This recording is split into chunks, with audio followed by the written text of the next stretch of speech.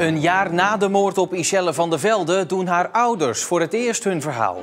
Ik zat zelf bij de laatste zoekactie in het bootje van het zoekhondenteam. Er misten nog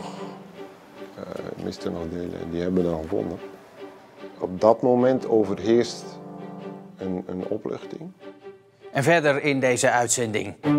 Hij schaatste mee 25 jaar geleden. En er brandt 's nachts nog veel te veel licht.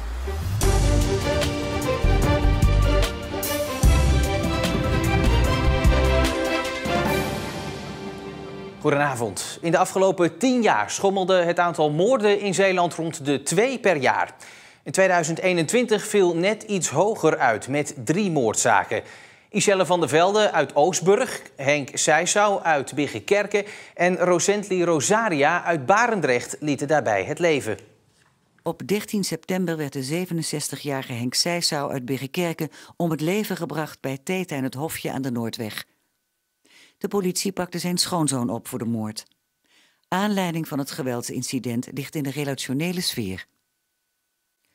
Een paar dagen na de moord in Biggenkerke werd de 23-jarige Rosentli Rosaria uit Barendrecht doodgevonden in een brandgang in Vlissingen. Hij blijkt door vuurwapengeweld om het leven gekomen.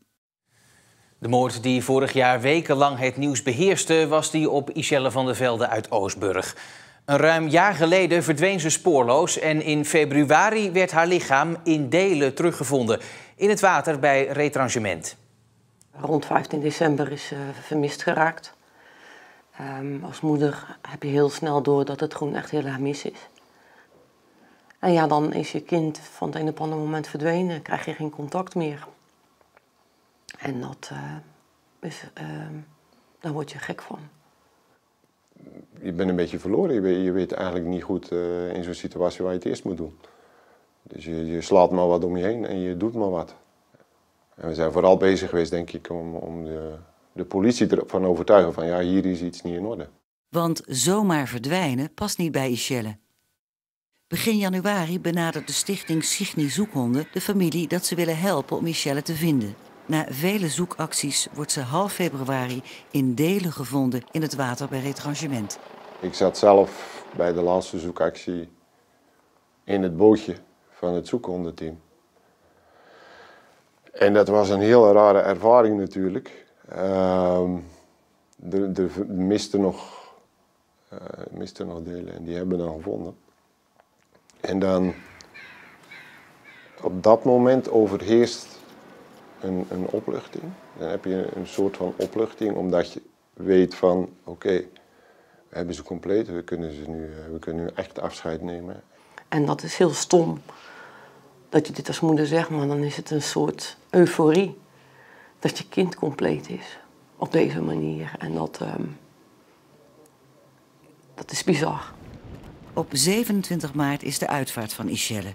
Veel mensen brengen haar een laatste groet.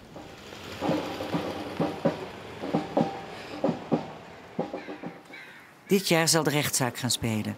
Maar van echte gerechtigheid is voor de ouders van Ishelle geen sprake. Wat is gerechtigheid? Wat voor gerechtigheid staat hier tegenover? Want hetgene wat er gebeurd is. Ik zie daar weinig gerechtigheid. Is die persoon voor levenslang? 25 jaar, 20 jaar, 30 jaar? Wat is genoeg? Voor mij is het belangrijk dat die persoon inziet wat ze heeft gedaan. Hoewel de levens van de ouders van Ishelle nooit meer hetzelfde zullen worden, zijn er lichtpuntjes die het de moeite waard maken. Mijn kleinzoon, die wordt 10 maanden volgende maand, dat is Jax. En die heb ik iedere week, mag ik een dagje oppassen. En dat is een geweldig kind. En als hij me ziet, dan lacht hij van oor tot oor. En dat zijn dingetjes waar je echt wel energie uit put. We hebben een zoontje rondlopen van 4 jaar. Nou, die hou je wel lekker bezig. Die heeft ons er ook wel heel erg hard doorheen getrokken. Je moet verder, hè? Je hebt geen keuze. Hè? Waar in het begin het schuldgevoel aanwezig was van... Ja, als je een keer lachte, dat is een beetje aan het afnemen. En dan zie je ook wel weer dat er ruimte komt voor positieve dingen. Meer over de zaak Ishelle van der Velde vindt u op onze website.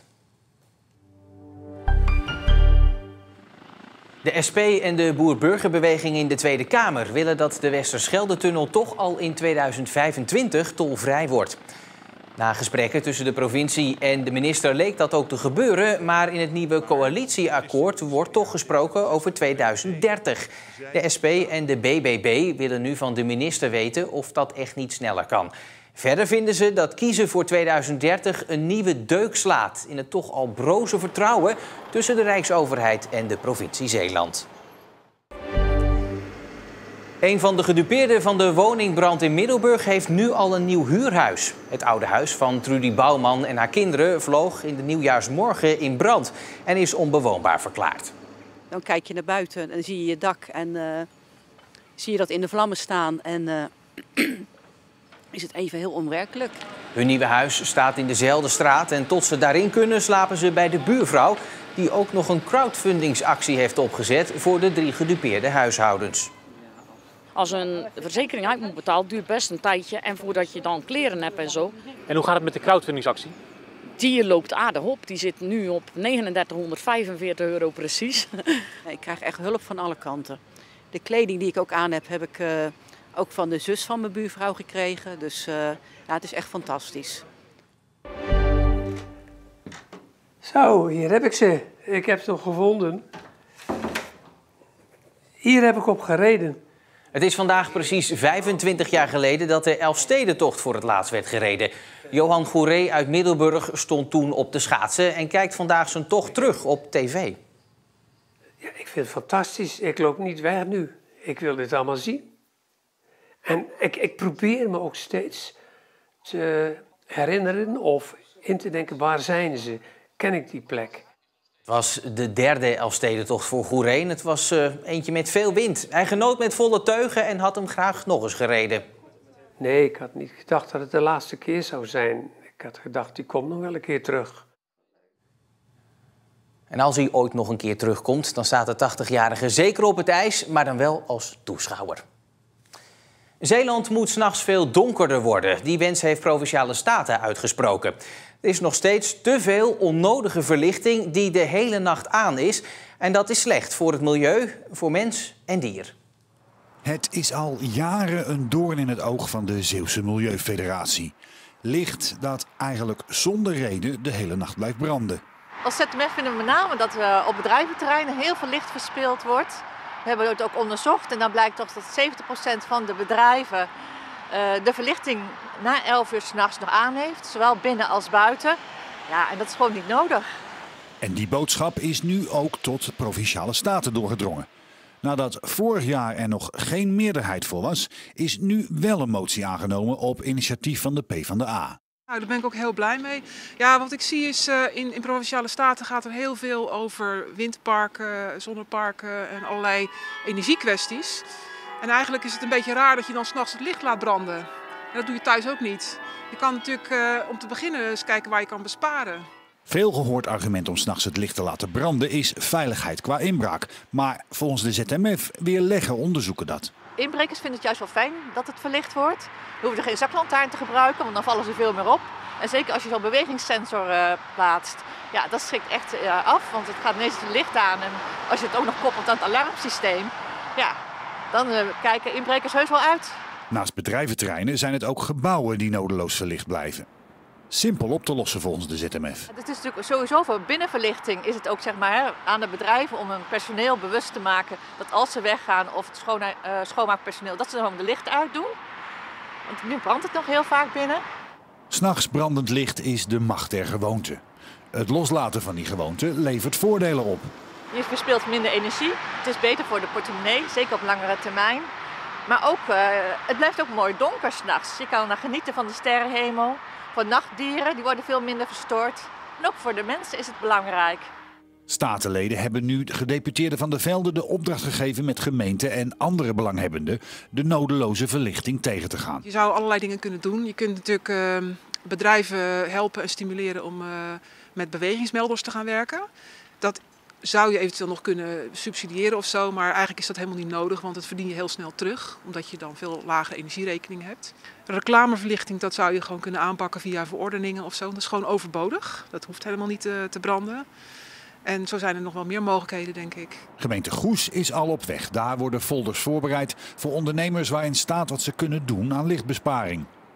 Met wat hulp van de provincie zouden misschien ook andere gemeenten aangezet kunnen worden om veilig de duisternis in Zeeland terug te laten keren. Vandaag hadden we af en toe zon, maar kwamen er ook regelmatig buien voor. En dat was een paraplu, zoals deze, inderdaad geen overbodige luxe. Het blijft de komende dagen ook buiig, morgen soms met hagel of natte sneeuw. Maar tussendoor, dat is dan een opsteker, schijnt ook af en toe de zon. Op onze site lees je nu over Trudy en René Dijkstra uit Vlissingen. Zij kunnen hun dochter 24 uur per dag bekijken via een streamingsdienst. Ze doet namelijk mee aan het televisieprogramma Big Brother. Vanmorgen dan zet ik hem toch gelijk even op. Van, oh, ze is nog niet wakker, weet je wel. En dan, nou, oké, laat nog eventjes staan. En ja, die neiging heb ik wel, heel erg. René en Trudy denken dat Vera het wel eventjes uit zal houden in het huis. Ik denk toch wel dat ze toch wel stiekem ver komt, want het is wel een doorbijter. Als ze ergens de tanden in zet, dan laat ze ook niet gauw los. Dus ik denk dat ze wel een eindje komt. Om het programma te winnen moet ze het 100 dagen uithouden en niet worden weggestemd door de kijkers. Daarmee eindigen we deze editie van Zeeland Nu. Morgen dan zijn we er natuurlijk weer. En voor nu nog een hele fijne avond.